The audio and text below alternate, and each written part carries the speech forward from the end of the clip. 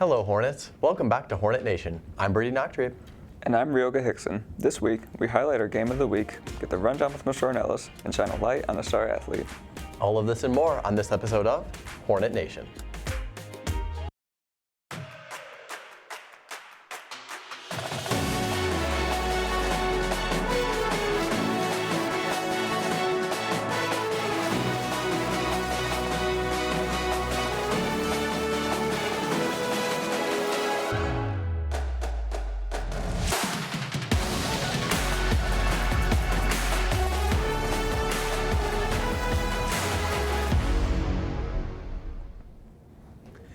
Kicking things off, we head to Mount Brighton to check up on the Saline Chelsea ski team.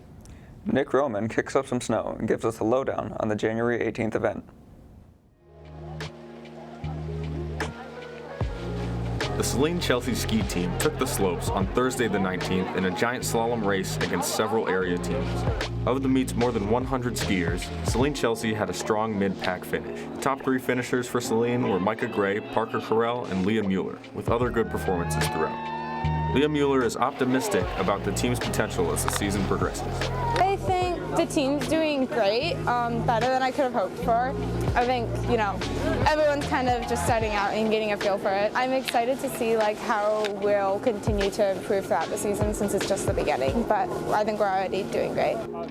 New skier Jillian Hayes realizes it's not only the personal results that matter. Seeing as this was my first time, that's really good for learning how to turn last week.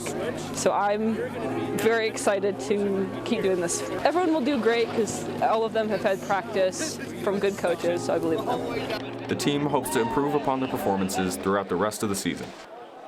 Reporting for Hornet Nation, I'm Nick Roman.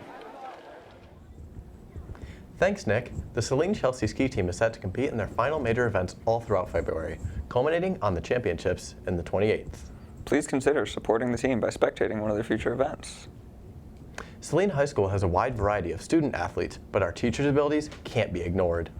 Mr. Ornelas is one of the country's best marathon runners. Peyton sat down with him to talk about his running career and upcoming events. There are quite a few teachers at Saline High School, but did you know there is a teacher that actually qualified for the Olympics? His name is Zachary Ornelas, and as a runner, he faces some unique challenges. A lot of the competitors I have on the line, they either run full-time, that's their job, they have a sponsorship, they wake up, they run, they watch Netflix all day, and then they run again. I'm probably a little bit more unique on the line where I'm thinking about, okay, this week I managed putting my kids to bed every night, teaching full classes, grading essays. I remember I took a stack of essays to my first Olympic trials because on the flight home, I had to grade 30 of them before class the next day.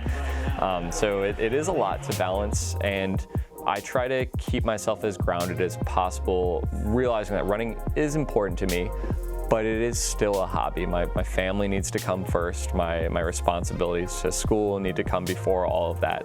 This hobby has connected him to some of the most important people in his life. I met my wife through running, most of my best friends, every single person that was a groomsman at my wedding was a runner that I'd met at some point in my life. I tried all of the sports when I was a little kid, like many people do.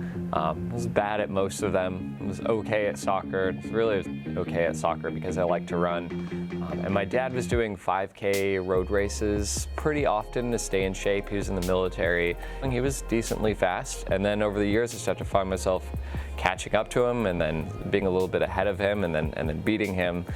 So it was kind of just finding the thing that I was actually decent at and that I liked doing, and having my dad as a role model for that. Reporting for Hornet Nation, I'm Peyton Whitaker. Back to you in the studio. Thanks, Peyton. Mr. O has been to over 30 states and 8 countries in his running career. He will continue to pursue running for the foreseeable future as one of the country's top marathon runners. Ending our show today is a success story from a senior athlete who's moving on to big things in his football career. Sarah sits down with Dylan Mesman to talk about the future.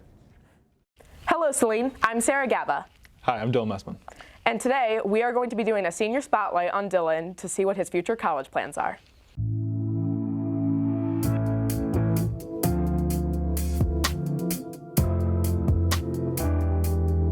So Dylan, you have recently committed to doing football at Louisville College in Kentucky. I was wondering, what path did you ultimately take to decide on Louisville? Well, it was a really surprising take. I wasn't really expecting to do it before. I never thought anything of it until I saw it for the first time. I knew it was a place for me. So you mentioned in your Google form that you have a lot of memories doing football with your brother. Could you elaborate on some of those? Yeah, so my freshman and sophomore year, I played with my brother. He was the starting tight end, and I was the one behind him. So I played a little bit too, but I mostly learned all my skills behind him, and he's my role model. I mean, I've been following him. I text him every day. He's my best friend for sure, so I love keeping up with him. That's really nice. He's a great guy. I bet he's really proud of you. What is your biggest excitement about moving to Kentucky? Because obviously moving to another state is a pretty big decision and pretty big change in life. Just a good fresh start. A city like Louisville, you have plenty of opportunities to see everything and just follow your dreams for sure. So like it'll be good to see it all and kind of begin my passion. So it'll be good. Yeah. So I plan on doing electrical engineering or manufacturing engineering. I'm still trying to figure that out right now, but overall, I know I'm behind these two. They have good schools in Louisville, so I know I'll be able to get a good degree out of those and hopefully continue my job. My last question for you is, what do you hope to get out of doing football in college? What is your biggest dream when it comes to ending up in football? Yeah, of course. So everyone's dream making the NFL.